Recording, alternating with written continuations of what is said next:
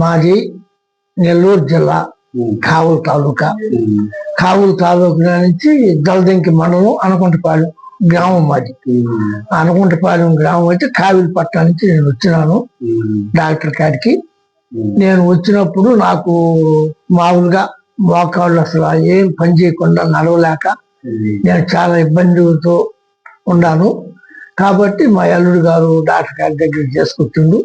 ఆయన నాకు ట్రీట్మెంట్ ఇచ్చినాక అప్పుడు ఒక రకంగా మామూలుగా అన్ని సొల్లెక్కి ఆ నరాలు మోకాళ్ళు నొప్పులు సొల్లెక్కి మామూలుగా ఇప్పుడు నేను మెట్లు కనీసం మెట్టు దిగాలన్నా కానీ నేను ఎంతో బాధపడుతూ దిగేవాడిని, బిగించుకున్నట్టు కాళ్ళు. అందువల్ల నేను ఎంతో మంది డాక్టర్ కాడికి దిగినాను. నేను ట్రీట్మెంట్ కూడా తీసుకున్నాను కేఎంస్ లో.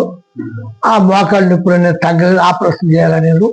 అందుకే నేను ఈ డాక్టర్ గారిని కలిసినాక నాకు ఈయన ఇచ్చిన ట్రీట్మెంట్ కొంచెం నొప్పులను తగ్గి నేను నార్మల్గా తిరగతా చేస్తా ఉందా. నాకు కొంచెం ఆరోగ్యం ఇప్పుడు నెమ్మదిగా ఉంది. అందుకని డాక్టర్ గారు చేసే ట్రీట్మెంట్ నాకు నా మనసుకు నచ్చి నేను బాగవుతానని నమ్మకం అనేది నాకు ఏర్పడింది. ఆ దేవుడు నాకు ఆయన చూపించిండు. అందుకే నేను చెన్నై ఊరు కాడి నుంచి కావిలి పట్టణాన్ని నుంచి వచ్చాను, చెన్నైకి వచ్చినాను. అది నాకు నా ఒక బాగోగు. నేను ఎంతో బలహీనుడిగా ఉన్నాను. ఇప్పుడు నీరు కూడా నాకు ఈ పేస కూడా ఎక్కువగా వస్తుంది. దాని గురించి కూడా చేసిండు ఆయన. చేసిన ఇవాళ వచ్చి కొంచెం 2 పాయింట్లు తగ్గింది. ముందు సార్లు 6 మార్కులు 7 మార్కులు పోతున్నాయి, తెల్లారిపాటికి 8 సార్లు కూడా పోతున్నాను. ఇవాళ వచ్చి 4 సార్లు పోయినా. తగాని సగం తగ్గింది. కొంచెం మంట కూడా కురవ తగ్గి ఉంది.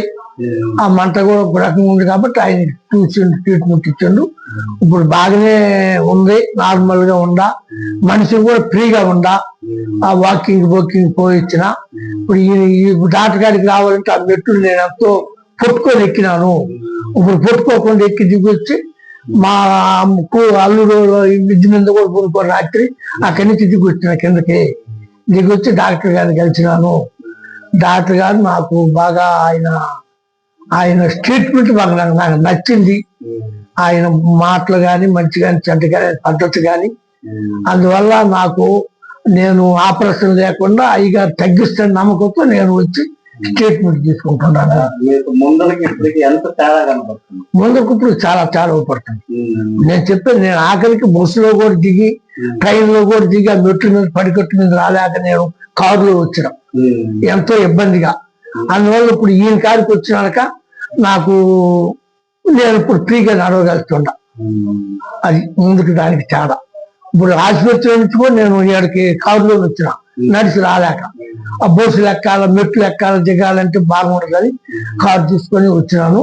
ఇప్పుడు కారు కూడా లేకుండా నడిచిపోయేంత ధైర్యం వచ్చింది.